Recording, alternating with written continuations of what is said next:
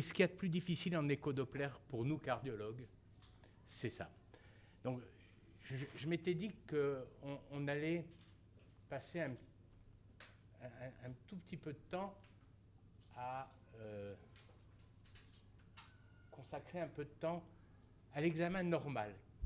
Qu'est-ce que doit comporter un écho-Doppler des membres inférieurs normal et comment le faire?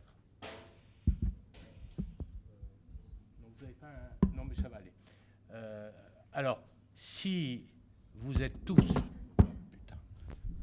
Si vous êtes tous... voilà, c'est mieux. Si vous êtes tous bien au fait de la méthodologie d'examen, on va passer très rapidement. Si vous voulez qu'on revoie ça ensemble,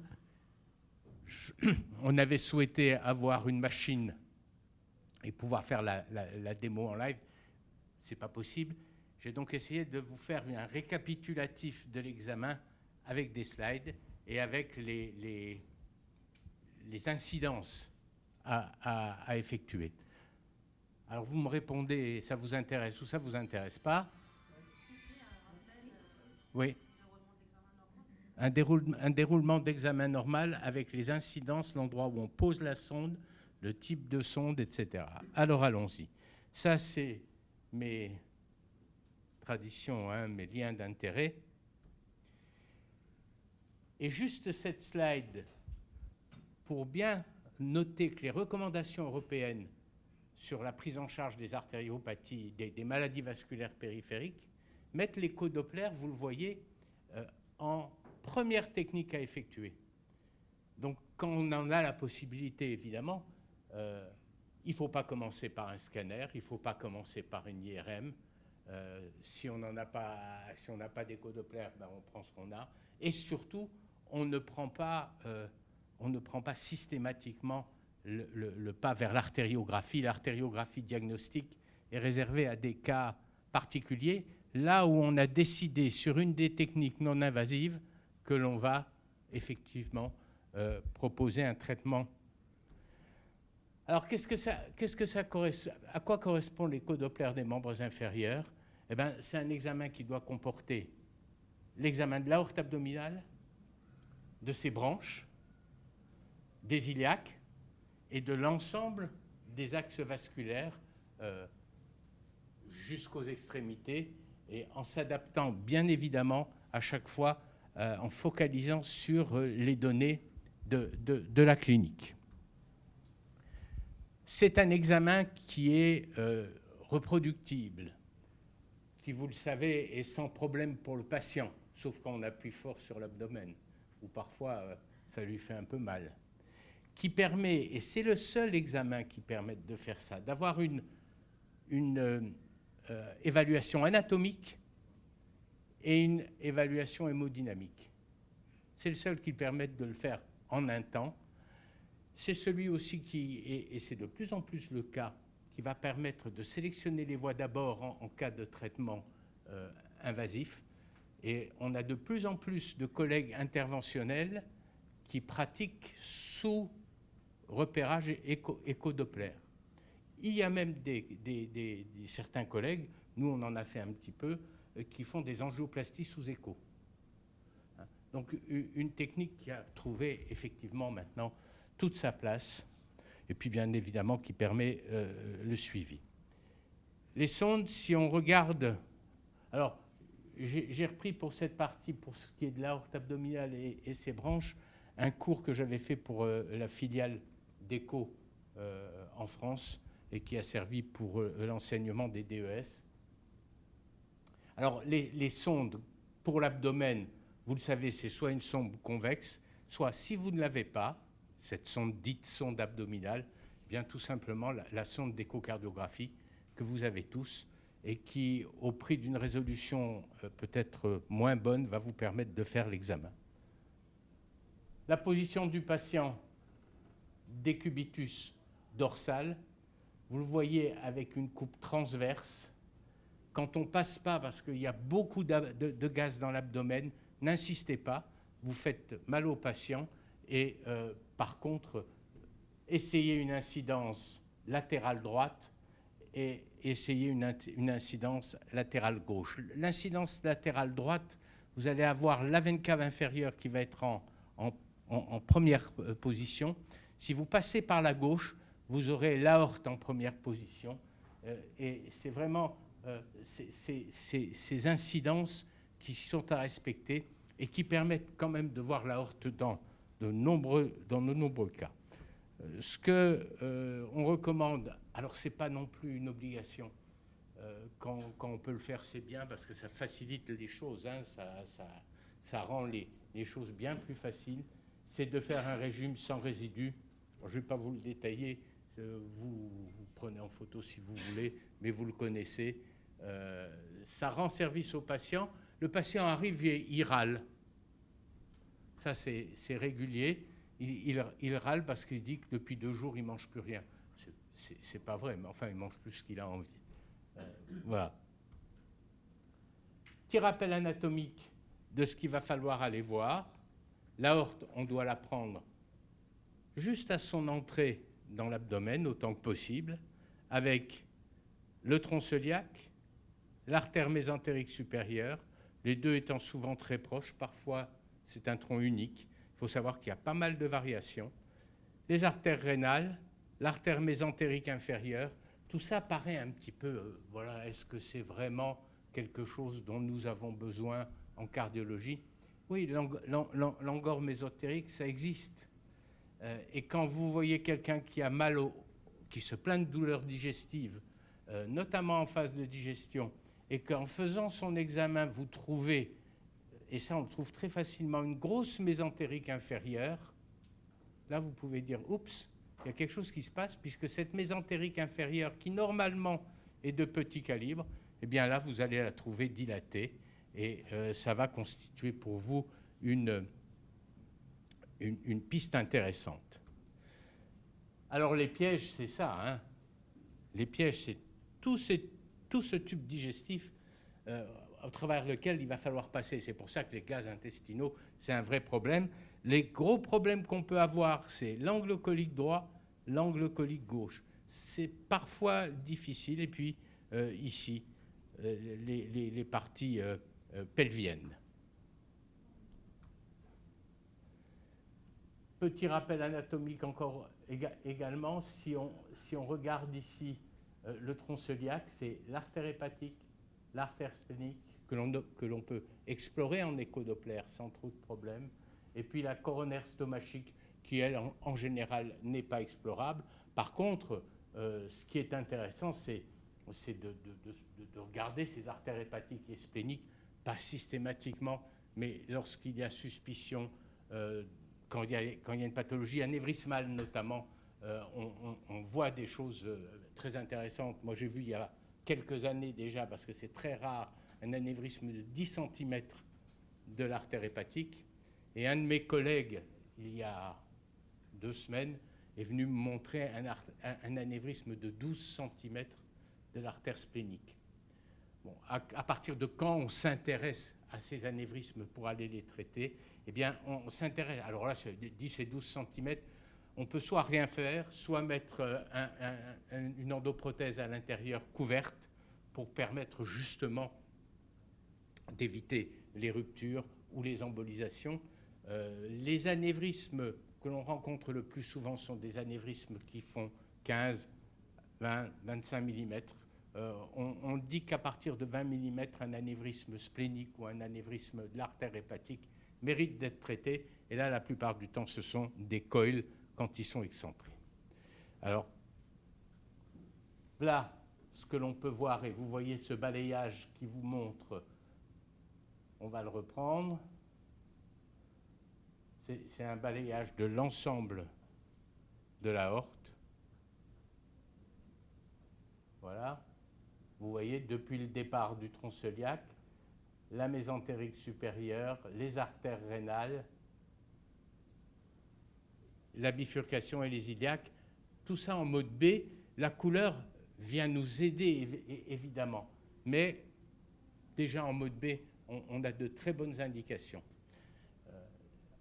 La mesure du diamètre de l'aorte est évidemment un élément important. Hein. Vous voyez, on fait une mesure dans l'axe antéro-postérieur, pas en transverse. Pourquoi?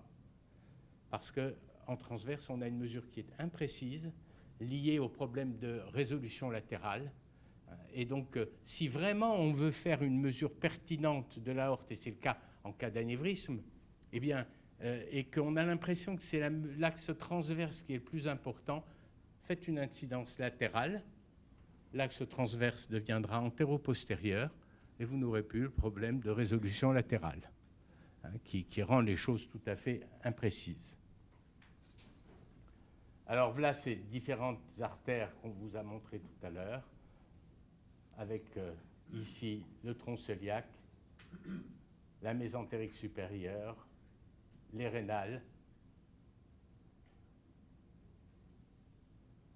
et on descend, on continue à descendre, la veine iliaque gauche, un peu de gaz, et on va arriver à la bifurcation.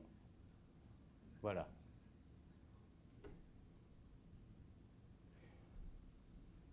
Un élément est important, c'est quand on s'intéresse, alors quand il y a une indication, c'est d'avoir en grand axe l'origine du tronc cœliaque et de l'artère mésentérique supérieure, notamment lorsqu'on vous adresse quelqu'un pour un souffle épigastrique, ce qui arrive et peut arriver assez fréquemment chez des sujets jeunes.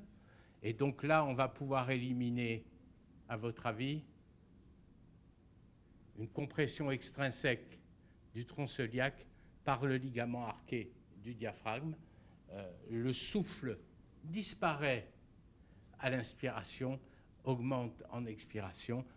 On a un aliasing qui suit le même rythme et c'est réellement quelque chose qui est relativement fréquent. Quels sont les flux? Alors, le flux de l'aorte, c'est un flux systolo-diastolique qu'on connaît, hein, comme les artères des membres inférieurs, dans la portion sous-rénale.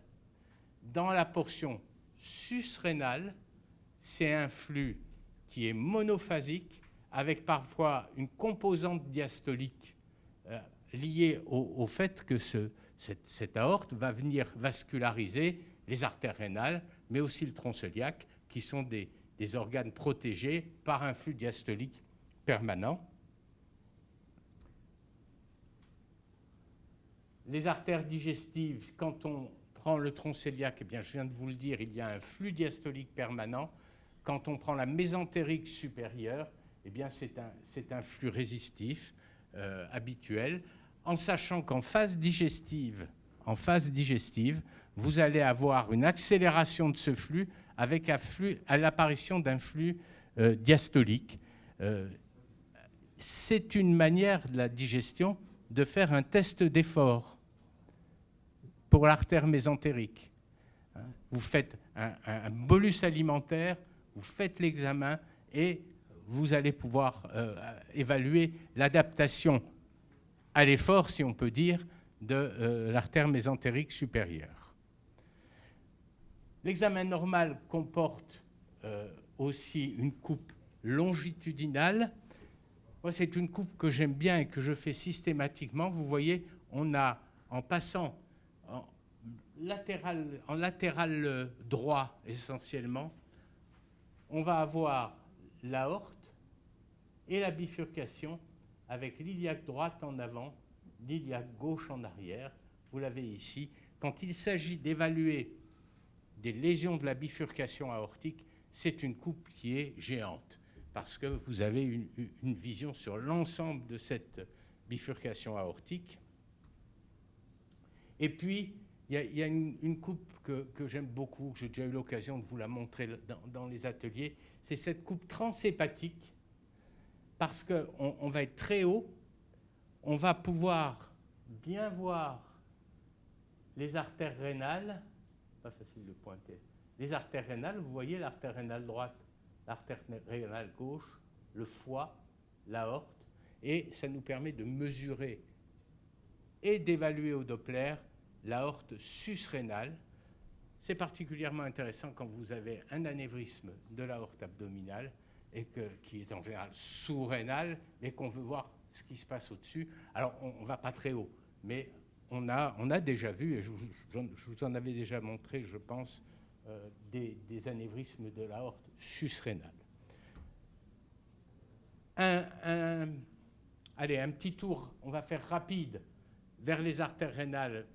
On est plus une indication, finalement, une indication à part de celle de l'échodoppler des artères des membres inférieurs, mais ce n'est pas inutile d'aller regarder ça. Alors, ici, vous avez une assez jolie coupe où vous avez les deux artères rénales. Vous avez la veine rénale gauche qui vient passer en arrière de la mésentérique supérieure. Vous voyez, hop là. Ah, c'est pas facile ça.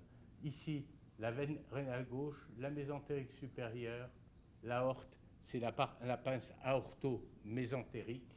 Hein, c'est un mode de repère qui est particulièrement intéressant. Il faut quand même se rappeler que si vous devez faire... Ah, ok. Mais ça, c'est pas pareil. Il faut se rappeler que l'échodoppler des artères rénales, ça ne s'arrête pas à l'origine des artères rénales, c'est également l'ensemble du trajet de l'artère qu'il faut explorer. Ce sont également les reins, ce sont également les flux, non seulement à l'origine, mais sur l'ensemble du trajet, pour notamment éliminer chez des sujets jeunes une dysplasie fibromusculaire qui est bien plus fréquente que ce qu'on croit. Mais c'est un autre sujet. Alors ici, je vous remonte cette coupe en plus gros. On va regarder ici et vous allez voir qu'il y a deux artères rénales de chaque côté. Et ça, voilà, tac, une et deux.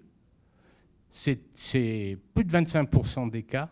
Il faut se rappeler que quand on a une artère rénale dont le diamètre est inférieur à 4 mm, eh bien, il faut aller chercher les artères rénales supplémentaires, hein, accessoires, qui sont d'ailleurs pas si accessoires que ça.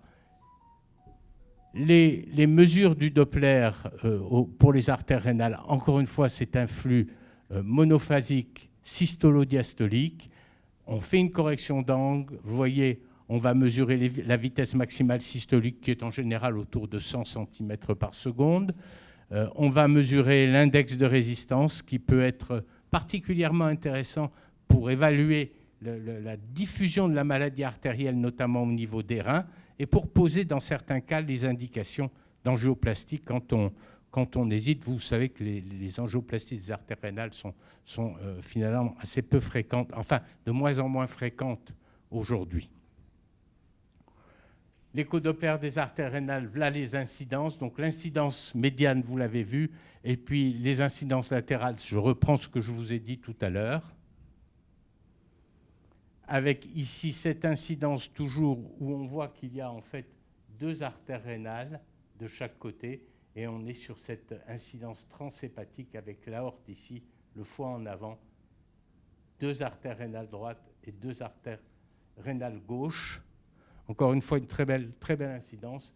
C'est plus difficile quand on est du côté gauche, mais on y arrive aussi, vous voyez, en ayant souvent une coupe oblique qui ne permet pas de mesurer réellement les reins. On passe maintenant, dans cette méthodologie d'examen, aux membres inférieurs. Alors avec une méthodologie systématique.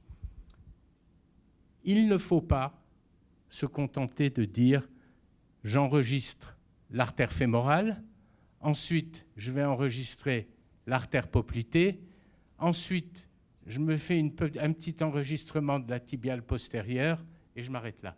Votre examen sera incomplet, vous vous ferez avoir régulièrement. » Donc il faut essayer d'avoir autant que possible l'ensemble de l'axe artériel depuis les fémorales jusqu'aux artères jambières. Alors on ne va pas se faire la langue de bois. Je ne fais pas systématiquement l'examen des artères jambières centimètre par centimètre quand il n'y a rien au-dessus et quand le patient ne signale pas quelque chose de particulier. Ça prend du temps, c'est difficile. Même quand on a 2 ou 3 ans d'expérience comme moi, ça peut être parfois difficile. Et donc, ce que je fais systématiquement, c'est en tous les cas les actes fémoraux, poplités dans leur ensemble, le trépied-jambier dans son ensemble, et j'enregistre chacune des artères, tibiale postérieure, fibulaire, tibiale antérieure, de manière systématique. Mais celles-là, je ne les suis pas du haut jusqu'en bas de manière systématique. J'adapte en fonction de la clinique. Et un des éléments, encore une fois, qui m'apparaît important, c'est que l'écho-doppler des artères des membres inférieurs est marié de manière indissociable avec la clinique. C'est fondamental. Il y a un principe, c'est que, contrairement à ce qu'on fait au niveau des carotides, où au niveau des carotides, c'est le degré de sténose qui va conditionner ce qu'on va faire comme traitement, eh bien, contrairement au niveau des carotides, le degré de sténose ne conditionne pas le traitement, même s'il intervient, évidemment. Mais pas plus 60 que 70 ou 80 ne va être une indication formelle à un geste si le malade n'a pas mal. Et donc ça, c'est important.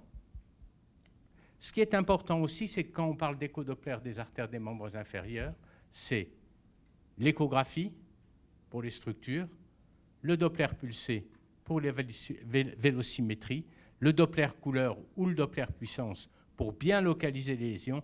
Et ça, c'est pour tous les examens. Ce n'est pas juste un petit coup de Doppler, comme souvent on le voit faire. Donc ça, c'est exactement ce que je viens de vous dire. Alors, les performances sont à tous les niveaux un peu égales. C'est vrai que c'est plus difficile au niveau distal qu'au niveau proximal. Mais enfin, en utilisant toutes les modalités, on va arriver à pouvoir évaluer l'ensemble du réseau artériel. Alors, encore une fois, un schéma qu'on avait déjà vu pour les carotides, mais qui est un schéma qui est important, c'est que quand on veut explorer une bifurcation, eh bien, on commence toujours par explorer en coupe transverse. Et vous voyez que ici, en coupe transverse, quand on va voir les artères en rouge bien se dégager en coupe transverse, on sait qu'en tirant de l'intérieur ici vers l'extérieur en coupe longitudinale, on aura une bonne visualisation de la bifurcation en coupe longitudinale. Idem quand elles sont comme ça, on s'orientera alors de l'extérieur vers l'intérieur. Par contre, quand on a les artères en coupe transverse qui sont en canon de fusil, on peut faire juste tant qu'on veut, il faudra voir l'origine des deux artères séparément et non pas de manière globale. Et c'est particulièrement intéressant si l'on veut explorer une sténose de la bifurcation fémorale. Ça peut être aussi le cas au niveau poplité, notamment quand il y a des variations anatomiques qui sont finalement assez fréquentes, hein, les variations du tronc jambier. Il ne faut pas oublier les points critiques de la pathologie vasculaire des membres inférieurs. Ce sont les iliaques, évidemment. La fémorale profonde, on va y revenir. Le canal de Hunter, la poplité basse qu'il ne faut jamais négliger. C'est important parce que si on veut conditionner, si on veut évaluer la possibilité d'une revascularisation, il faut savoir comment ça se passe. Est-ce qu'il faut revasculariser en sus-articulaire ou sous-articulaire? En sous-articulaire, le pronostic d'un pontage est bien moins bon. Notamment, on n'a pas d'indication à utiliser un pontage synthétique. Ça n'est que de la veine. Et encore une fois, on recule beaucoup à faire ça. Alors, l'aorte et les iliaques, eh bien, c'est les iliaques, vous voyez ici une incidence qui est toujours une incidence un peu latérale en chassant un peu les gaz.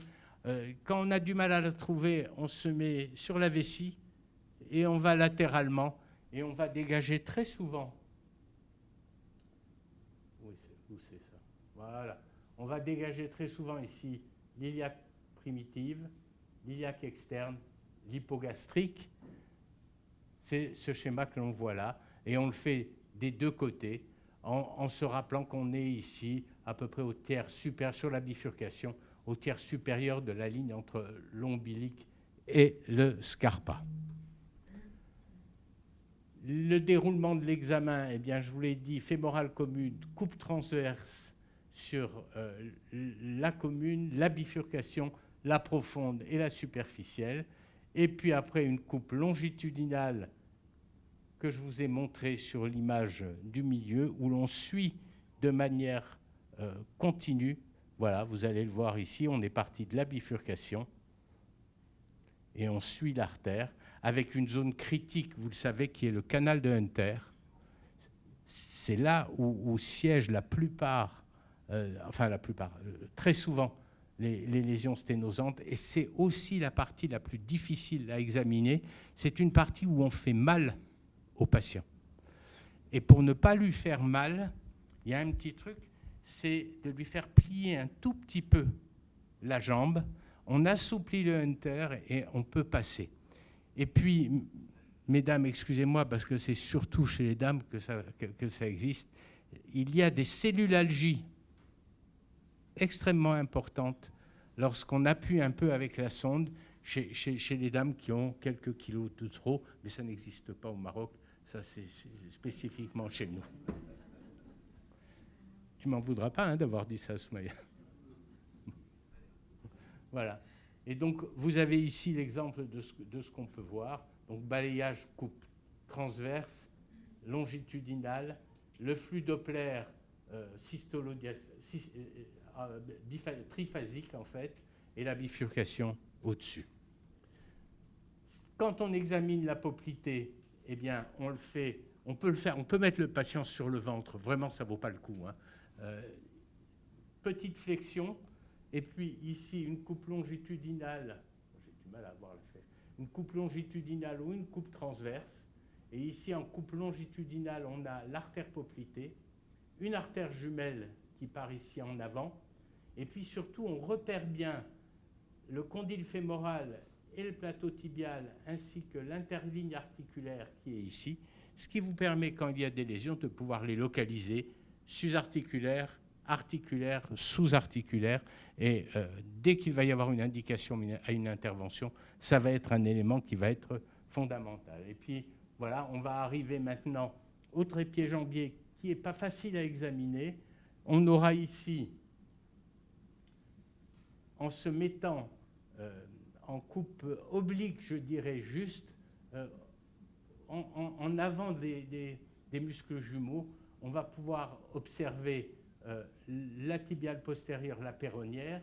Si l'on passe devant, en avant et en dehors, on pourra observer la tibiale antérieure, ici en rouge, avec ici, mais ça c'est plus rare, c'est plus anecdotique, le tronc tibio-péronnier, la péronnière et la tibiale postérieure en arrière. Entraînez-vous, ce n'est pas si difficile que ça à faire et ça rend service.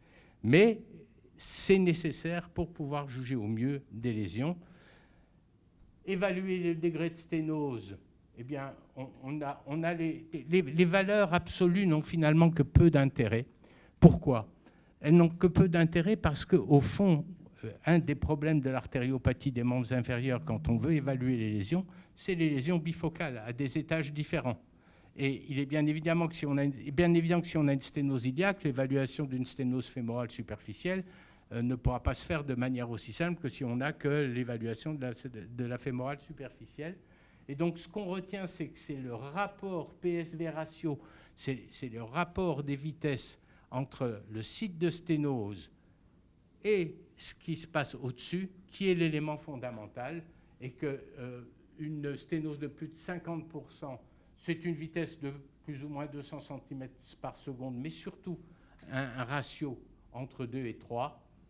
Plus de 70%, on aura un ratio entre 3,5 et 4. Là, ici, un exemple d'une plaque isoécogène en mode puissance, avec une vitesse enregistrée en amont de la sténose et une vitesse enregistrée en aval, au niveau de la sténose, pardon, et on est à un rapport de vitesse à 2, c'est une sténose de l'ordre de 50%. Alors voilà un autre exemple tout récent, cette fois-ci, d'un patient qui se plaignait d'une claudication intermittente. Voilà l'exemple avec une vitesse maximale systolique qui est à 3,50 m, un rapport de vitesse qui est à 3,5. Donc sténose serrée sur une plaque hypoéchogène, sur une plaque qui est courte et qui peut rendre ce patient candidat à une angioplastie, mais ça, c'est pas automatique. Ça, c'est pas automatique. Il faut savoir, on va le revoir après, il faut savoir que rarement les sténoses isolées des fémorales superficielles conduisent à l'ischémie. On va le revoir encore un peu après. Je pense qu'on aura le temps. On a jusqu'à quelle heure, Soumaya? Jusqu'à 15h30, c'est maintenant. 16h30. OK, d'accord. Donc, on aura le temps de voir. Et puis, il y a des signes indirects qui sont le retentissement de l'aval. Là aussi, c'est très théorique, on ne l'utilise pas trop, mais le temps de montée systolique au niveau du flux enregistré en aval d'une sténose, surtout quand il s'agit d'un flux monophasique, a une valeur tout à fait intéressante sur la sévérité du rétrécissement. Ça, c'est quelque chose qui est intéressant, parce qu'on peut avoir des sténoses très serrées, ou en tous les cas serrées au niveau fémoral superficiel, et avoir un flux poplité biphasique. Il sera biphasique, mais il aura un temps de montée systolique qui sera élargi. Alors c'est d'autant plus intéressant quand on a un flux monophasique, et puis tout ça, quand on a un doute, on peut le sensibiliser à l'effort. Les mesures en diamètre, un peu comme on fait au niveau des carotides ou comme on fait en artériographie ou au scanner, n'ont que peu de valeur en échodoppler.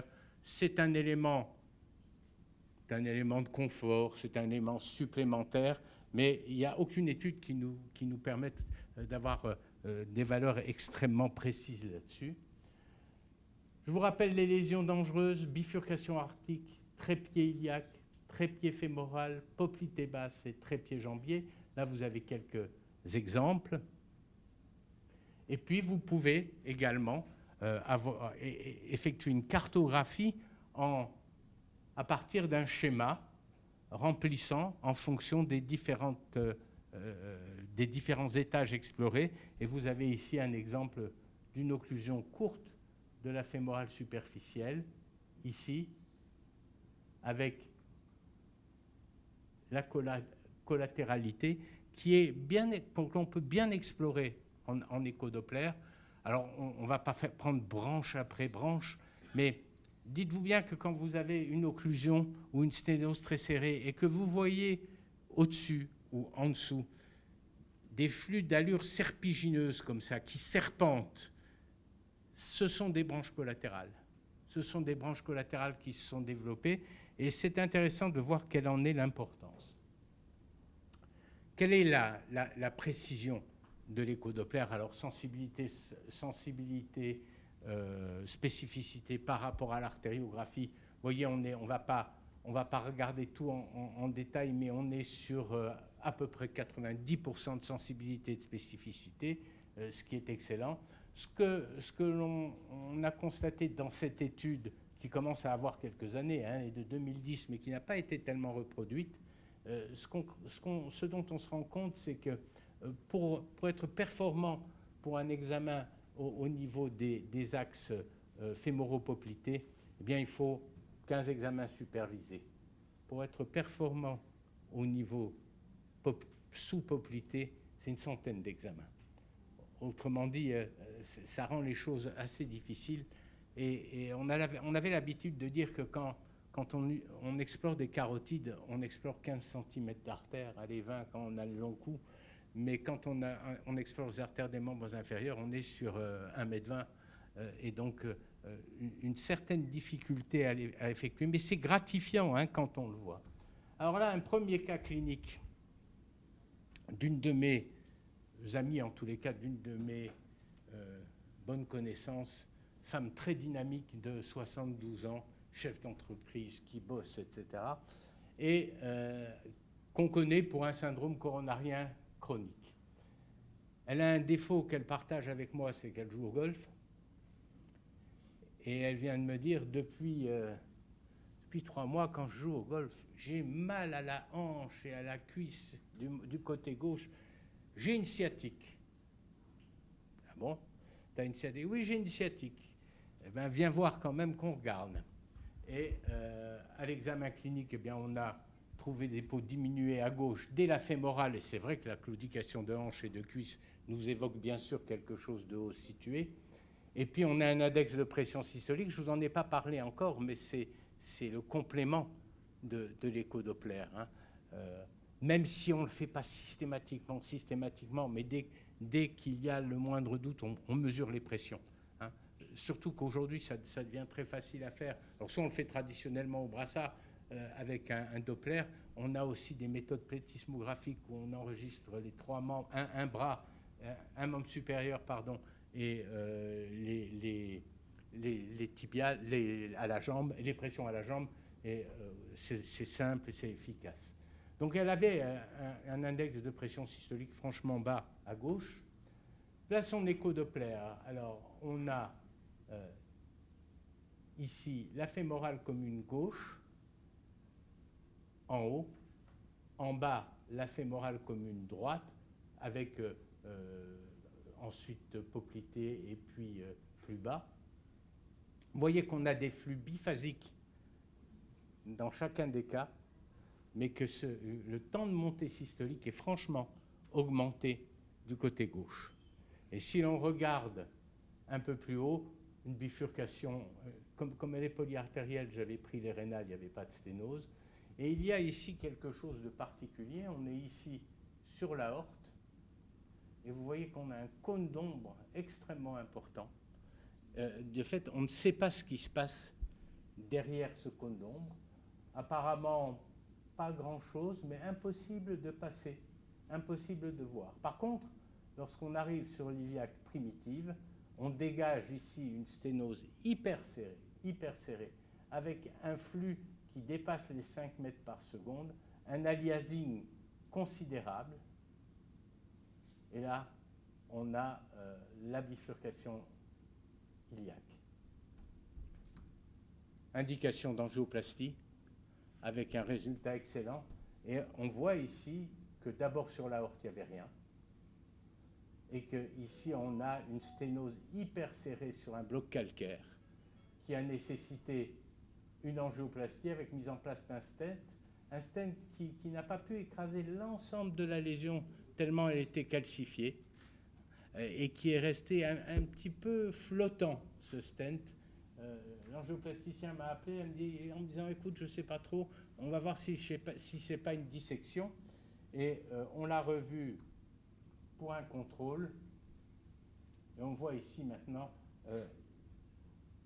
au niveau du stent, à la partie proximale, à la partie distale, et on a ici, vous le voyez, un flux qui s'est totalement normalisé. Depuis, elle cavale comme une jeune fille, elle a plus aucune douleur, et elle rejoue au golf sans gêne. Important, hein?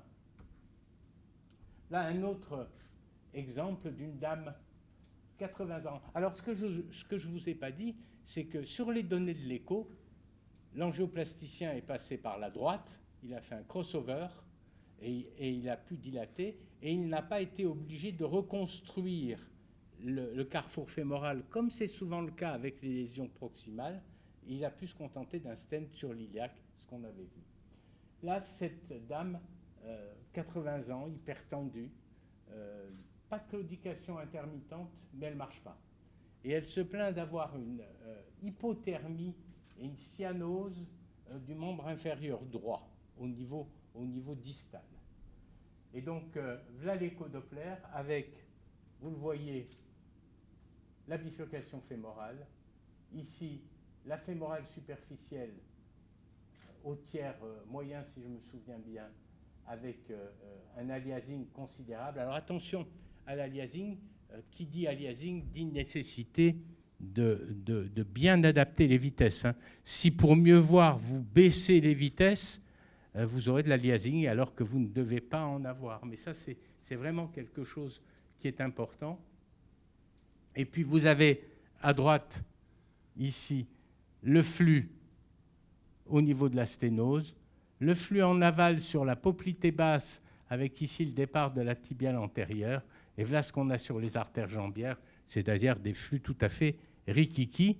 Indication, là aussi, à cause de la clinique, non pas des douleurs, puisqu'elle se plaint pratiquement pas de douleurs, mais cette cyanose, cette hypothermie, qui conditionne quelque chose d'important, eh bien on a proposé une angioplastie, et une angioplastie, puisque le reste de l'examen était satisfaisant, par voie antérograde, à bord direct de l'artère, confirmation en artériographie et dilatation. Là, ici, on voit sur l'artériographie la sténose. Là, ici, encore cette sténose très serrée. Et le résultat, après l'angioplastie, avec au contrôle, là aussi, et je vais vous remontrer quelque chose, on va revenir en arrière, la fémorale, le stent ici également, la partie distale du stent, un flux qui est normalisé, et ici, avec cette sonde, une vision de l'ensemble du stent. Et si je vous parlais de branche collatérale, regardez, cette branche collatérale qui part en avant, pour que vous puissiez me croire quand je vous parle des performances pour les collatérales, vous voyez qu'au niveau juste au-dessus de la sténose, donc là où il y a eu le stent, il y avait une belle collatérale qui était là à l'artériographie. Donc encore une fois, un examen qui peut être tout à fait pertinent et précis. Alors là, un examen chez un patient qui a 68 ans et qui se plaint d'une claudication intermittente du mollet droit. Et tous ses pouls périphériques sont bien perçus, sauf le tibial postérieur droit. Et donc, on fait l'examen, on voit un index de pression systolique qui est strictement normal à gauche, et puis qui est un peu limite du côté droit, même s'il reste dans le range de la normalité. Là, l'écho-Doppler avec bifurcation fémorale, ici un flux de fémorale commune, ici la poplité, la tibiale antérieure et ici le tronc tibio-péronnier. On descend sur le tronc tibio-péronnier ici, on a ici la tibiale postérieure en avant, l'artère fibulaire part en arrière. On a ici la tibiale antérieure et là, ici,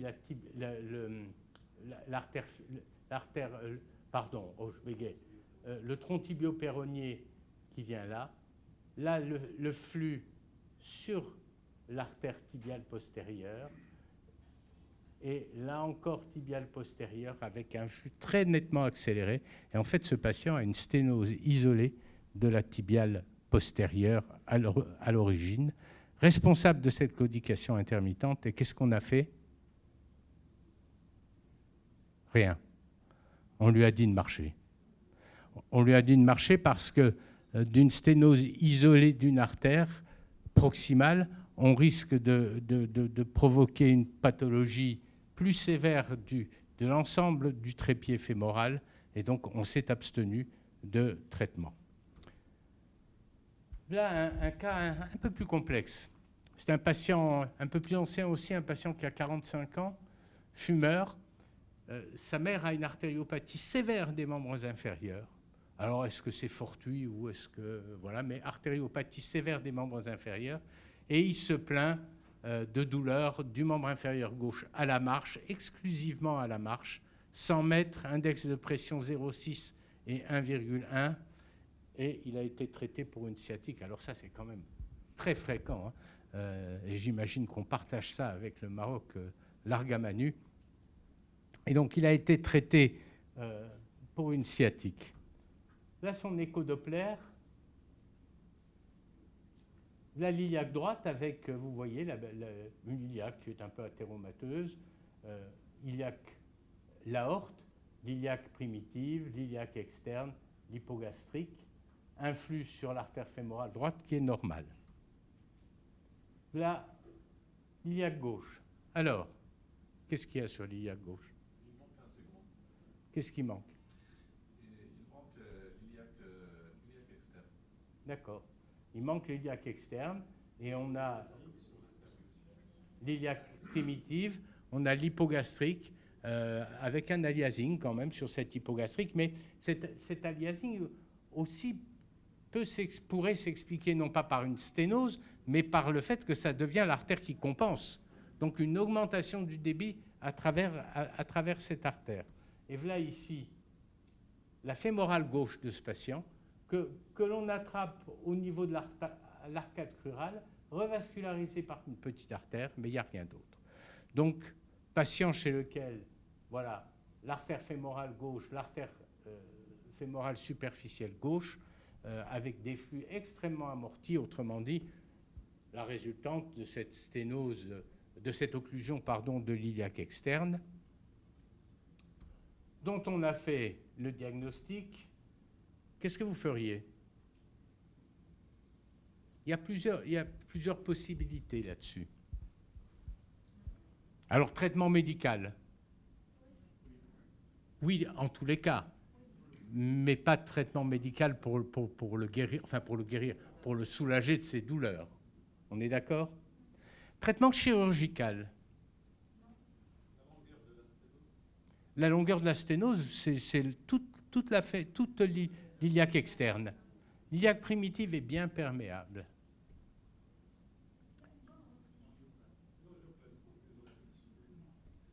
On va venir. Si vous faisiez de la chirurgie, vous feriez quoi?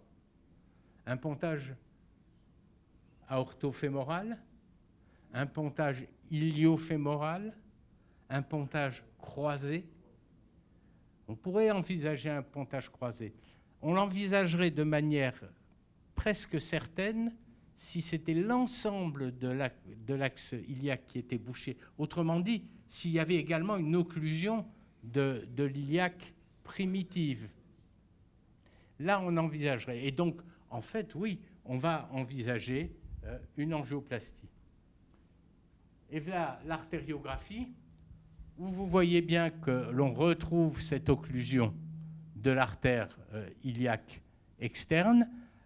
On met un stent, on dilate, on met un stent avec un excellent résultat. Et ce patient avait également une sténose serrée de la fémorale superficielle qu'on avait vue à l'écho-Doppler, mais pour laquelle qu'on avait passé sous silence. L'angioplasticien a donc vu cette sténose ici sur la fémorale superficielle, et puis il l'a dilatée et il a mis un stent. Recanalisation complète. Sauf que quelques jours après, il se plaint depuis 48 heures d'une douleur extrêmement importante, et cette fois-ci permanente, du membre inférieur gauche, mais qu'il a cette fois-ci un pouls fémoral qui est bien perçu, ce qui indiquerait qu'il y ait plutôt un problème en dessous. Vous êtes d'accord? Le pied gauche est froid, l'index de pression systolique est à 0,4. Là, son écho-Doppler. Là, l'axe iliaque gauche, vous voyez, qui est magnifique avec un flux qui est excellent. Là, par contre, la fémorale superficielle gauche, le stent que vous voyez bien hein, sur la fémorale superficielle gauche, vous le voyez? Vous préférez que je vous le remontre? J'aurais préféré avoir un pointeur, vous allez voir. Là, on est à la bifurcation, on descend. Là, le stent. Vous voyez les parois du stent bien rigides, ici. Et ce que vous voyez surtout, c'est qu'ici, la fémorale profonde est bien perméable, mais la fémorale superficielle est complètement occluse depuis le début. Alors, quelles sont les hypothèses? On a fait là ici, il a été traité en fait par fibrinolyse in situ avec un bon résultat, et puis suivi d'une nouvelle angioplastie et un stent in stent. On a évoqué des hypothèses un peu fumeuses qui auraient été une résistance au Plavix. On a fait un VASP qui n'a pas montré grand-chose, mais on a remplacé le clopidogrel de manière tout à fait aura-MM par du Plasugrel pour 2 mois. J'ai revu ce patient il n'y a pas tellement longtemps. Voilà le résultat après qui est excellent. Hein, on revoit bien le stent. Et donc on a revu ce patient. Là, maintenant, on est à, je crois, 3 ans ou 4 ans ou 5 ans, je ne sais plus combien. Il continue à aller tout à fait bien. Il a arrêté de fumer. Hein. Ça, c'est sûr, il a arrêté de fumer. C'est quand même un élément fondamental. Alors là, un petit coup pour vous faire peur. Et ce n'est pas vraiment pour vous faire peur, mais c'est le résumé pratiquement de ce que je viens de vous dire et qui est... Là, on le voit en flou, je suis désolé, mais ça, c'est la résolution du vidéoprojecteur. Ce qui est là, vous le trouvez dans le papier, dans les recommandations européennes de 2017 sur European Heart Journal ou sur le site de l'ESC. C'est ouvert et vous pouvez le récupérer. Je vous le résume. C'est que quand il y a des lésions, même significatives, c'est la clinique qui va être fondamentale. Et que si le patient peut marcher, s'il a des voies de suppléance correctes, il n'y a pas lieu de se précipiter pour dilater. On va dilater de préférence les lésions courtes, mais au fond, on s'attaque aujourd'hui aux lésions plus longues avec des résultats qui sont excellents. Et on va dilater, on va opérer plus difficilement les patients qu'on ne le faisait auparavant. On va être prudent sur les pontages sous-articulaires. C'est du sauvetage de membres, c'est de l'ischémie critique. On ira plus facilement ponter en sus-articulaire, un pontage veineux, quand il n'y aura pas de possibilité sur des lésions longues, et encore il y en a de moins en moins, de faire une angioplastie. Et encore une fois, c'est l'état du patient, sa possibilité de marcher, son observance du traitement médical qui vont être des éléments importants. On a eu à notre disposition des études comparant une réadaptation surveillée à une marche spontanée du patient. Il n'y a pas tellement de différence, à la condition que quand le patient, quand on lui propose une marche spontanée, il la fasse, parce que s'il ne la fait pas, on ne risque pas d'avoir un résultat. Passons. Et là, vous avez finalement, ce que je viens de vous résumer, c'est de toute façon, traitement anti-agrégant plaquettaire, de toute façon, statine. Les statines, notamment pour traiter le risque cardiovasculaire, mais avec dans les recommandations un effet sur la claudication intermittente. Quel objectif pour le traitement par statine? Patient qui a une artériopathie des membres inférieurs, inférieure à 0,55. C'est l'équivalent d'un coronarien, c'est l'équivalent d'un syndrome coronarien aigu. C'est inférieur à 0,55. On recommande l'exercice supervisé, mais encore une fois, de très bons résultats pour l'exercice non supervisé. Vous voyez, 2 recommandations de grade 1. L'angioplastie, ce sont des recommandations de grade 2A. Autrement dit, moins fortes que les 3 premières recommandations.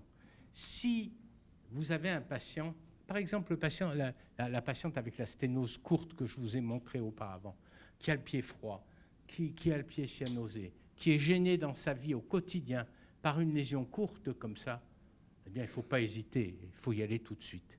Si elle se plaignait de douleur pour 300 mètres de marche, je donne un exemple, si elle s'était plainte de douleur pour 300 mètres de marche, qu'elle vous dise oui mais je ne marche pas, eh bien, il est tout à fait licite de lui dire « Madame, marchez, revenez me voir dans 3 mois ou dans 2 mois. Et si ça ne va pas mieux, on verra, on fera quelque chose. » Et je suis finalement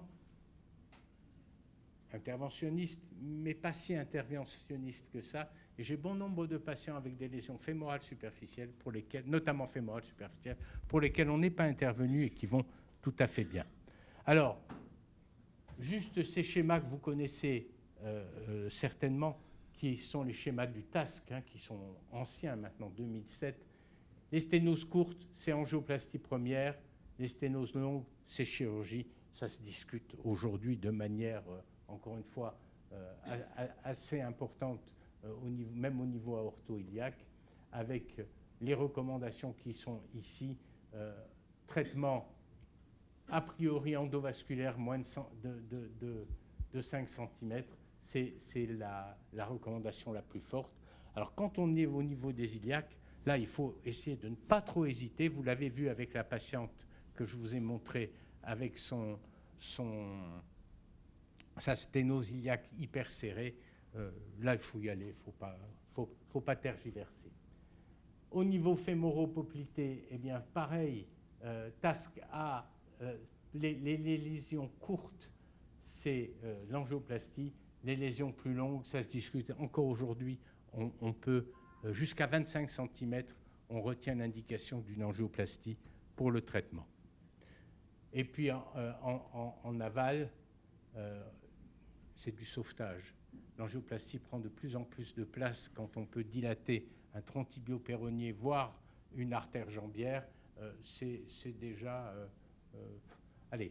plus dépendant de l'expérience des angioplasticiens, plus dépendant de l'état du membre inférieur, car souvent, encore une fois, ce sont des lésions de sauvetage. Quelques mots à propos de cette artère fémorale, et surtout de l'artère fémorale superficielle. Parce qu'au fond, c'est ce que nous, cardiologues, nous allons voir le plus souvent. Des patients qui ont, bon, certes des lésions iliaques, mais des lésions fémorales superficielles. C'est une artère de transport, mais l'artère la plus importante, c'est l'artère fémorale profonde. Et s'il y a une circonstance où on peut intervenir en dehors de toute symptomatologie fonctionnelle, ce sont sur les sténoses serrées de l'artère fémorale profonde, qui sont souvent des sténoses serrées de la bifurcation fémorale avec des gros bourgeons calcaires, je suis sûr que vous en avez déjà vu, sur la fémorale commune qui s'étendent à cette bifurcation. Il y a là, même si le patient est asymptomatique, très souvent, il peut y avoir, disons, une indication à intervenir. Et cette indication, elle est particulière, c'est que ce sera en général pas une angioplastie, mais ce sera une endartériectomie ou un pontage court en Y inversé de la bifurcation. Ces pontages courts se font très facilement, certains les font sous anesthésie locale, et ça transforme le pronostic du patient, parce que imaginez ce qui se passe quand on bouche une bifurcation fémorale, eh bien on se retrouve avec des circonstances tout à fait délétères. Juste un petit mot sur quelque chose qui est assez rare. Il y a bien longtemps, je vous en ai montré, parce que j'ai dû en voir 2 ou 3 dans ma carrière, ce sont les artères sciatiques persistantes. Et il faut savoir y penser quand on a un patient qui a une artère fémorale bien enregistrée, une artère fémorale superficielle occluse et un flux normal sur l'artère poplitée. Eh bien, c'est une artère sciatique persistante qui est une anomalie embryonnaire et qui fait qu'en fait la poplitée est vascularisée non plus par la fémorale superficielle, mais par une artère qui naît de l'hypogastrique, qui passe en arrière de la cuisse et qui reprend la poplitée. Alors j'avais de très beaux films de tout ça. Malheureusement, Apple ne veut plus que ça passe. Les codecs ne passent plus et donc je ne peux plus vous les montrer. Il faut dire que c'était pas. Alors, les sténoses, le retentissement hémodynamique des sténoses de la fémorale superficielle, c'est quand les sténoses sont supérieures à 50%. Autrement dit, c'est comme toujours d'ailleurs, parce que quand on parle, encore une fois, je le dis à chaque fois, de sténose à 30% d'une carotide, c'est pas une sténose, c'est une plaque, mais voilà. Donc 50%. La collatéralité est potentiellement tellement riche qu'au fond, on peut penser que ça constitue des pontages naturels, et que dans bon nombre de cas, on va trouver des patients avec des occlusions complètes de la fémorale superficielle, alors que le patient ne se plaint de rien, mais qu'il a par contre un très beau débit sur la fémorale profonde et qu'il a des flux qui sont subnormaux au niveau poplité. Et donc il faut savoir, encore une fois, faire l'examen de manière complète tel que je vous l'ai montré tout à l'heure, dit tout à l'heure, parce que c'est un élément qui est important. Alors, l'origine de la fémorale profonde, c'est quelque chose qui est fondamental et qui doit être exploré. Et puis, il ne faut jamais oublier, c'est pour ça que, encore une fois, cet examen des membres inférieurs dont on m'a demandé de vous parler commence au niveau de l'aorte abdominale, parce que toutes les lésions proximales vont conditionner ce qui peut se passer en bas. On n'aura bien évidemment pas le même potentiel de collatéralité si on a une sténose iliaque et une occlusion de la fémorale superficielle. Et dans un bon nombre de cas, face à des lésions même parfois sévères de la fémorale superficielle, quand il y a des lésions iliaques, on ne fait qu'une revascularisation iliaque pour essayer d'améliorer la perfusion d'aval. Et je vous assure, ça marche. Ça marche. Alors, quelques mots d'épidémiologie. Les lésions fémorales et fémorales superficielles augmentent avec l'âge, plus souvent chez les hommes que chez les femmes, et avec une prévalence entre 0,5 et 6 à 10%. Voilà. Et dans l'immense majorité des cas, ces lésions restent stables et n'évoluent pas. On a calculé, mais c'est un tout petit peu... voilà, c'est quelques petites études qui auraient une progression de l'ordre de 12%. Alors, ce qui est intéressant, c'est que si l'on compare l'évolutivité des lésions athéromateuses au niveau des artères fémorales superficielles, fémorales et fémorales superficielles, et au niveau des carotides, eh bien, on voit que l'évolution se fait préférentiellement au niveau des carotides vers un remodelage négatif, c'est-à-dire vers la constitution d'une sténose de plus en plus serrée quand elle évolue, et au niveau des fémorales, et surtout des fémorales superficielles, vers un remodelage positif avec conservation de la lumière et plus de matériel athéromateux. Donc une évolutivité clinique qui est peut-être pas aussi importante. Alors bien évidemment, tout ça est sujet à nuance. Quand vous avez un patient qui va fumer son paquet de cigarettes par jour, voire plus, qui ne va rien faire, qui va garder un LDL cholestérol, ça évoluera vers la sténose, voire vers l'occlusion, mais ça, c'est encore une autre affaire. Quelles sont les lésions plus dangereuses des fémorales superficielles? Eh bien, ce sont les lésions irrégulières, asymétriques. Et ça, c'est intéressant parce qu'à l'écho-Doppler, vous pouvez explorer ça. On peut voir comment est la plaque. Quand on a une plaque longue, c'est souvent le cas d'ailleurs, quand on a une plaque longue, isoécogène, à surface lisse, il ne faut pas se fâcher tout de suite. On peut penser que le traitement médical peut stabiliser les choses. Quand on a une sténose sur une plaque hétérogène, à surface irrégulière, qui est serrée, il faut peut-être un peu plus se méfier pour déterminer ce qu'on va faire. Et c'est ce que montre cette étude, c'est que des lésions du type de celles que je vous ai mis sur l'image, ce sont des lésions qui sont potentiellement dangereuses. Il y a un point qui est extrêmement intéressant et que vous avez certainement vu ou que vous verrez, c'est des patients qui ont des bourgeons calcaires, mais impressionnants au niveau des fémorales communes, avec un chenal circulant qui paraît tout petit, et puis qui finalement vont tout à fait bien. Donc là aussi, il ne faut pas se précipiter tant que la bifurcation fémorale n'est pas prise dans ces lésions. Si c'est juste sur la fémorale commune, vous n'avez même pas d'accélération des flux. C'est quelque chose qui est toujours assez étonnant. Et donc, on a sur ces lésions des points qui sont particulièrement importants et prédictifs éventuellement d'une évolution péjorative. C'est, je vous l'ai dit, la morphologie et la localisation au canal de Hunter, où là, il risque d'y avoir effectivement une évolution vers la thrombose.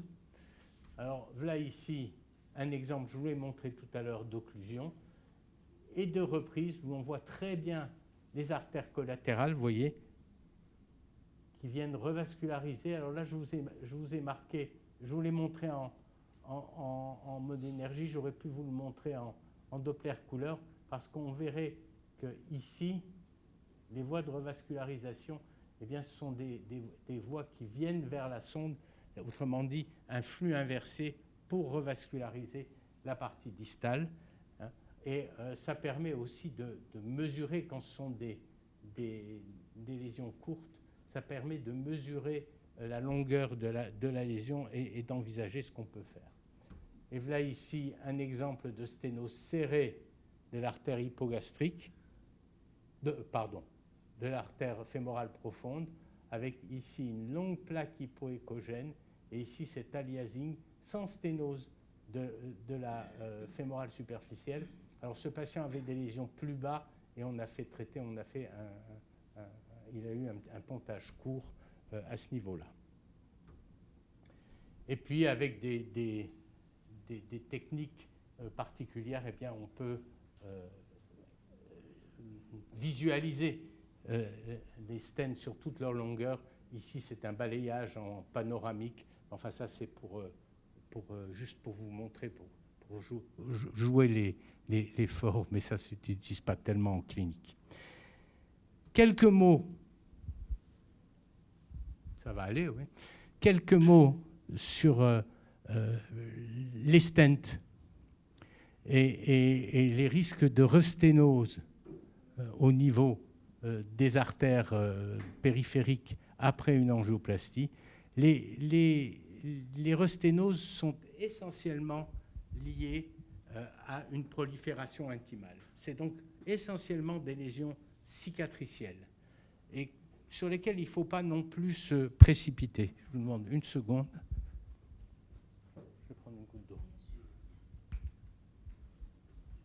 Sur lesquelles il ne faut pas se précipiter.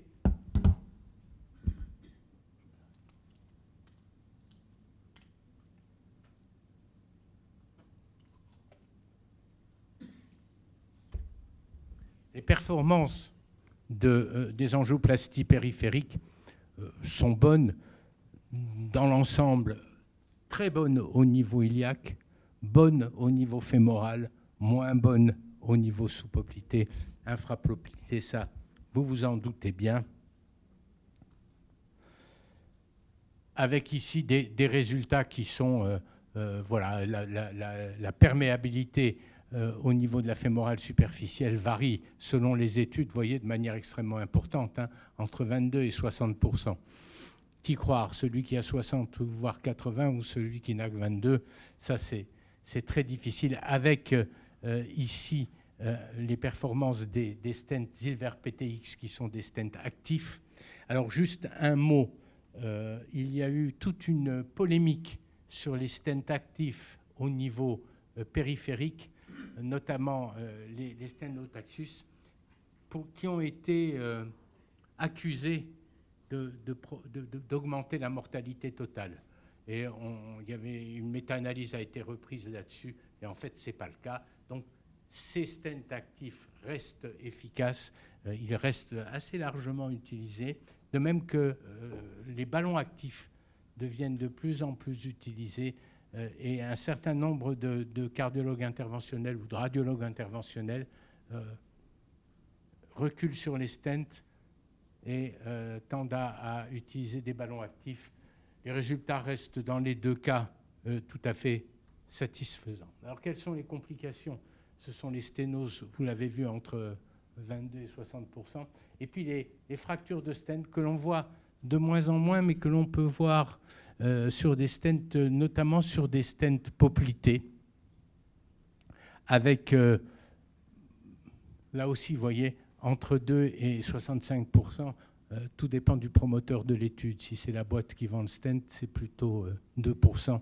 Si c'est quelqu'un, si c'est le concurrent, c'est plutôt 65%.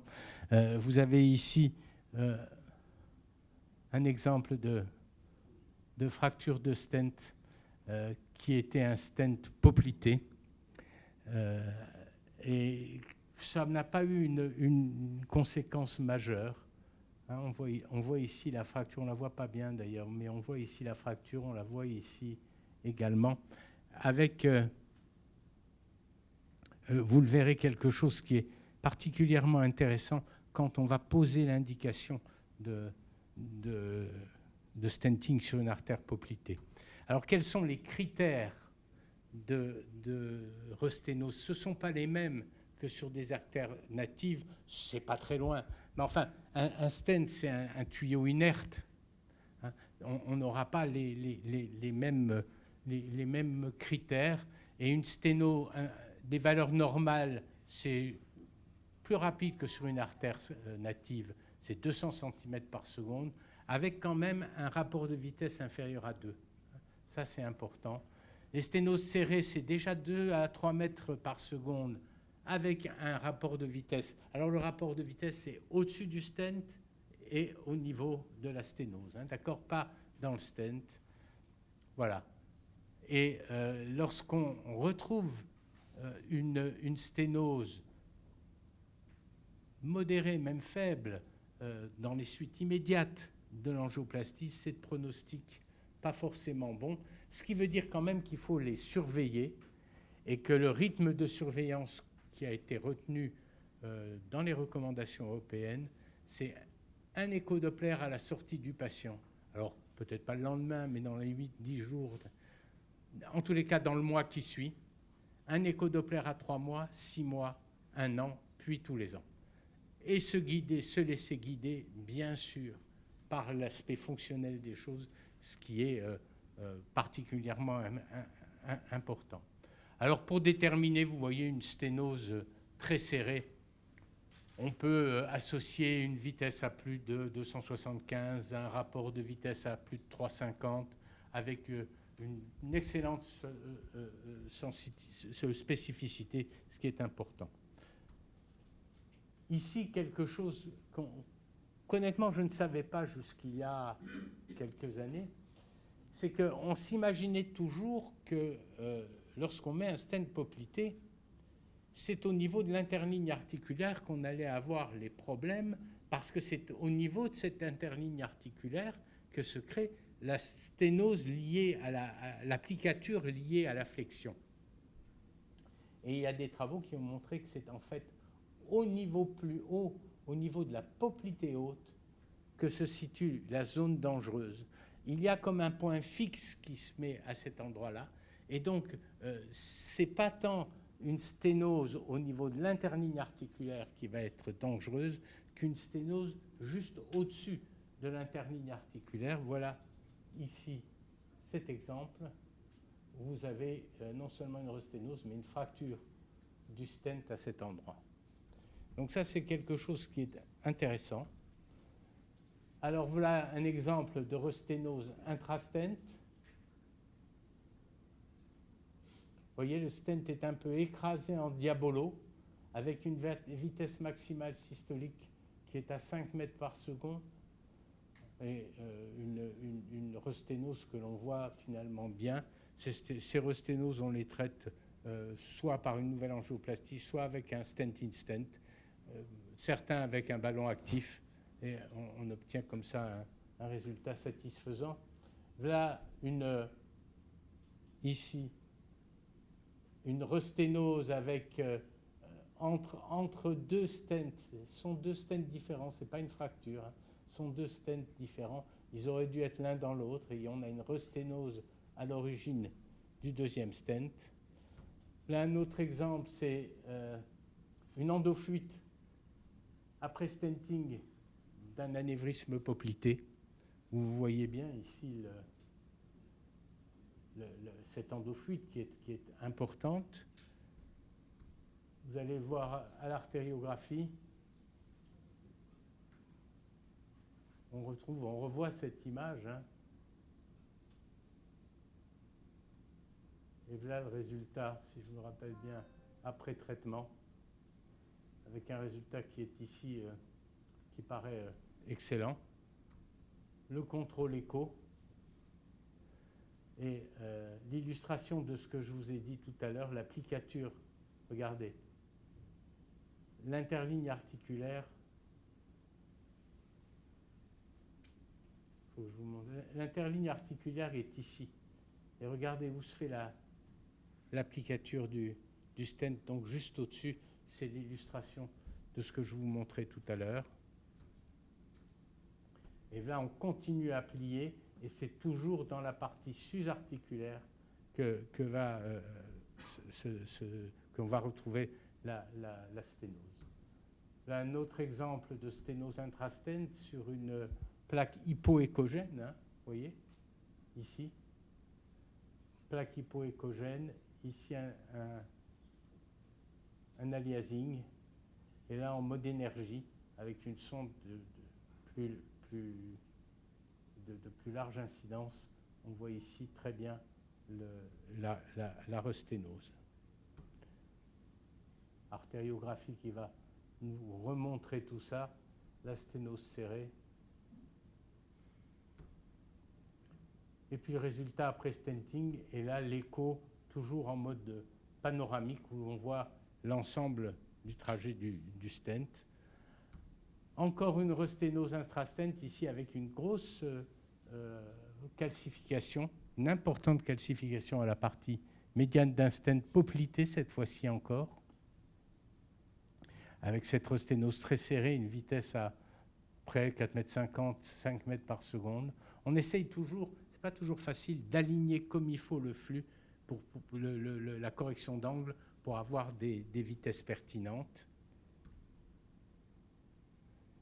Ici, un autre exemple, cette fois-ci d'un stent et d'une dissection.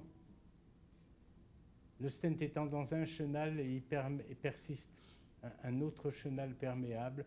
Mais c'est un patient qui était très âgé, qui est décédé maintenant. Et une fois stenté, la symptomatologie avait disparu. Donc on n'a pas du tout cherché à faire mieux. J'arrive finalement à ce qui est ma conclusion, ce qui nous laissera quelques minutes pour discuter. C'est que le suivi, comme l'ensemble de l'examen, est vraiment lié à la clinique. J'espère que l'écho-Doppler restera quelque chose que vous utiliserez en cardiologie.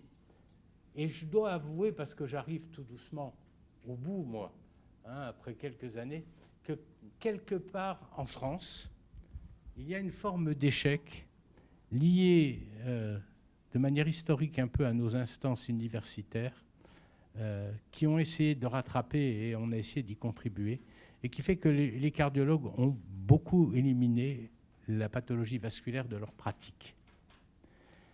Ce qui est bien dommage puisque, encore une fois, nous sommes spécialistes des maladies du cœur et des vaisseaux, et que par défaut de formation, par considération qui ont été longtemps de dire, enfin, ce qui est noble sont les coronaires, quoi, hein.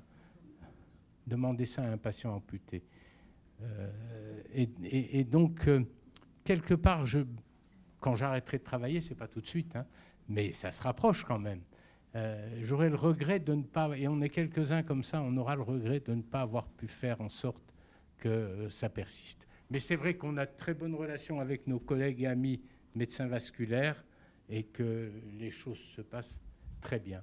Et puis il y a une autre chose.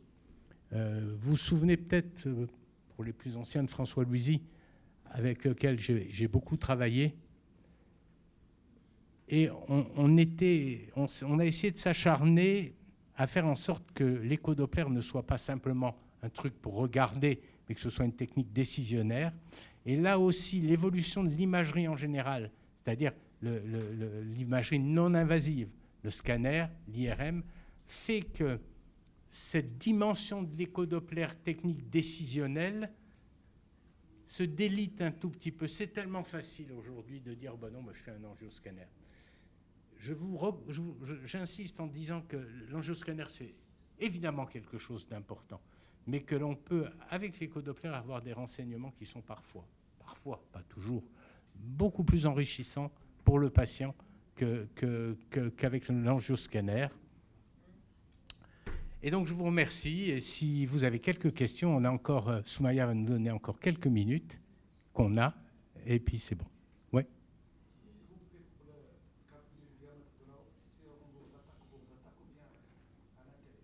Extérieur, bord extérieur à bord extérieur. Les calcifications sont prises dans le diamètre. Ce n'est pas comme l'aorte en échocardiographie où c'est bord d'attaque à bord d'attaque, c'est bord extérieur à bord extérieur sur le diamètre antéro-postérieur, alors avec cette limite des anévrismes ovalisés où il faut mesurer le diamètre transverse, et à ce moment-là, le truc, c'est de tourner les patients à l'incidence. Oui. Je suis radiologue. Je fais un commentaire sur ce que vous venez de dire concernant l'angioscanner et le Doppler. Oui. Et je confirme effectivement que l'angioscanner, c'est vrai qu'il a l'avantage de donner une cartographie détaillée, c'est-à-dire qu'on peut faire les classifications selon task 2, etc., et prendre une décision sur une cartographie, mais ça reste quelque chose de figé, et que le Doppler, ça donne des renseignements hémodynamiques. En classe les courbes selon la nouvelle classification de Saint-Bonnet, qui courbe distale. On peut même céder de la pleximographie à l'orteil pour remédier au problème de la médiacalcose et tout ça. Ma question maintenant, est-ce qu'il ne faut pas systématiquement faire, après un Doppler bien fait, systématiquement faire une exploration plus objective? Parce que la clinique, ça reste quand même de la subjectivité. Je ne parle pas des cas où il y a une ischémie vraiment là avec des troubles trophiques. Je parle des cas intermédiaires où on ne se décide pas est-ce qu'on met éclosiquant à 200, 300, 400 mètres. Est-ce qu'il ne faut pas compléter systématiquement par l'IPS, voire même par l'IPS à l'orteil? Alors, dans ce qui doit être ma première ou deuxième diapo, vous avez dû voir Don't forget ABI. Donc, je réponds à votre question et je n'ai pas insisté, mais oui, il faut le faire. Alors, chez un sujet chez lequel on ne voit pas grand-chose, ou alors on voit tout de manière... L'index de pression systolique sera d'une aide, mais d'une aide limitée. Mais je serais assez d'accord pour dire, et j'en ai fait très largement la promotion, que aussi souvent que possible, mesurer une IPS, c'est quelque chose qui est important. La médiacalcose, vous le savez, est une limite à la validité de l'IPS, sauf à dire que quand on essaye d'évaluer le risque, on a une valeur extrêmement importante pour les IPS très élevés, qui témoignent d'une surmortalité, comme les IPS très bas. Mais ça, c'est de l'évaluation du risque, ce n'est pas de l'évaluation des lésions. Maintenant, dans votre question, il y a un autre point. Est-ce qu'il faut systématiquement, lorsque on a des lésions en écho-Doppler et que l'on envisage de faire quelque chose, faire un scanner en plus pour avoir, je dirais non, pas systématiquement. Voilà. Or, c'est fait de manière, et vous voyez comme radiologue, très souvent de manière trop systématique. Voilà. Est-ce qu'il faut faire toute l'évaluation de manière systématique? Oui. Encore faut-il faire le Doppler chez un expert, c'est-à-dire quelqu'un qui peut vous donner une cartographie détaillée. Oui, c'est ça. Alors ça, c'est... Voilà. Dans les recommandations européennes, alors cette fois sur les carotides, et la décision opératoire, mais on peut tirer vers les membres inférieurs, on a écrit que l'écho-Doppler, qu'avant de décider d'une intervention, un écho-Doppler seul n'était pas suffisant, qu'il fallait faire un écho-Doppler et une autre imagerie non invasive, ou alors un écho-Doppler plus un écho-Doppler fait par un expert qui soit concordant. Voilà. Nous, ça fait maintenant depuis très longtemps que l'on travaille sur les données de l'écho-Doppler, et je n'hésite pas à faire un angioscan quand c'est nécessaire.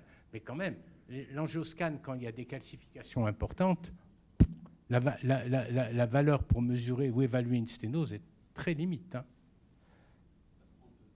Ça prend Oui, un certain développement maintenant de techniques en scanner aussi, bien sûr, d'où l'énergie, etc. Ça peut remédier à ce bien sûr, mais pas tout le monde n'a ces algorithmes-là. Voilà. Oui.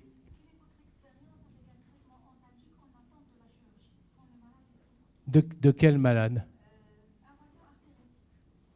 Sur une claudication intermittente? Ah. Alors, la réponse, c'est qu'il ne faut pas attendre.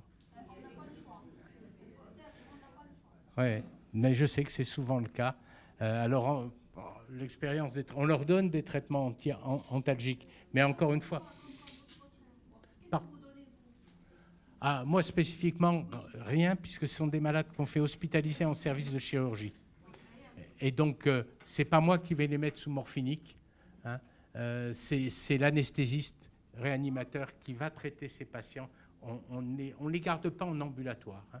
Pour les lésions trophiques, c'est surtout les maladies vasculaires contre nous et les dermatos. Alors, quand il s'agit de lésions artérielles, le dermato, c'est bien, il va donner son traitement, mais ça, c'est à la phase de cicatrisation.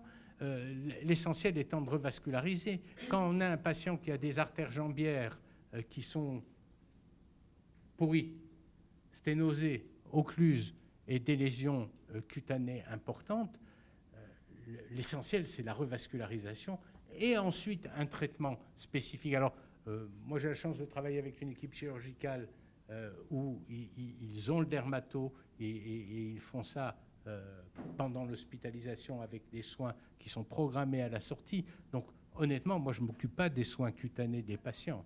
Hein. Mais l'essentiel, c'est de revasculariser. Et surtout, la leçon peut-être, quand je dis qu'il n'y a pas d'artériographie diagnostique, c'est que quand on a ces patients avec des troubles trophiques, je n'ai pas abordé le problème de l'ischémie critique, qui est un problème en soi avec... en termes de traitement des spécificités également particulières et une grosse évolution. Quand on a un patient comme ça, si on ne peut pas avoir un échodoppler bien fait tout de suite, eh bien, il faut hospitaliser ce patient, qu'il ait une artériographie le plus vite possible. Ça peut être une vraie urgence qui peut conduire le patient à l'amputation, et ça, c'est dramatique. Oui. On arrête à... Bon. Une dernière. Donc, je voulais savoir quand on avait des sténos étagés. Oui. On prend deux. Et que la première est très élevée. Oui. Comment évaluer la deuxième? Eh bien, avec le rapport de vitesse. Et attention, vous prenez la vitesse au-dessus de la lésion que vous voulez évaluer, pas la vitesse tout en haut. Et est-ce qu'il ne faudrait pas, si on juge qu'elle est plus ou moins serrée, plutôt intervenir sur la première? C'est ce que je vous ai dit. C'est ce que je vous ai dit tout à l'heure. Il suffit parfois d'intervenir sur une iliaque pour améliorer les choses. Oui. Pour les sondes, Oui. que vous utilisez pour les grosses jambes, vous utilisez les plats ou bien... Alors, j'utilise une sonde linéaire et j'utilise une sonde à laquelle j'ai contribué un peu, qui est une abdominale pédiatrique. La microconvexe? Non, c'est une vraie convexe, mais avec des fréquences C9.2 au lieu de C5.1. Voilà. Oui, la dernière, hein, dernière. J'ai pas entendu. Oui.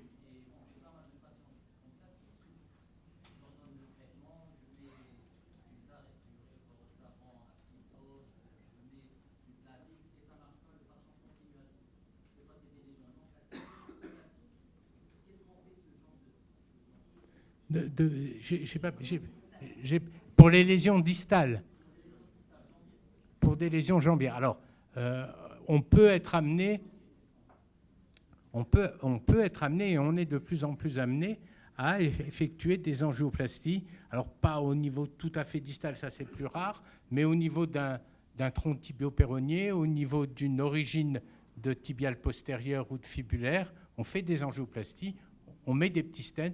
On utilise aussi des ballons actifs à ce niveau-là. Alors, quand on a des patients qui ont des calcifications étendues, notamment les diabétiques, avec des artères qui ont des calibres rikiki, il n'y a pas grand-chose à faire, sauf à bien regarder s'il n'y a pas quelque chose au-dessus pour permettre justement d'améliorer la perfusion. Voilà. Le chef m'a dit d'arrêter. Donc on va. Ah ben, voilà. Merci à vous.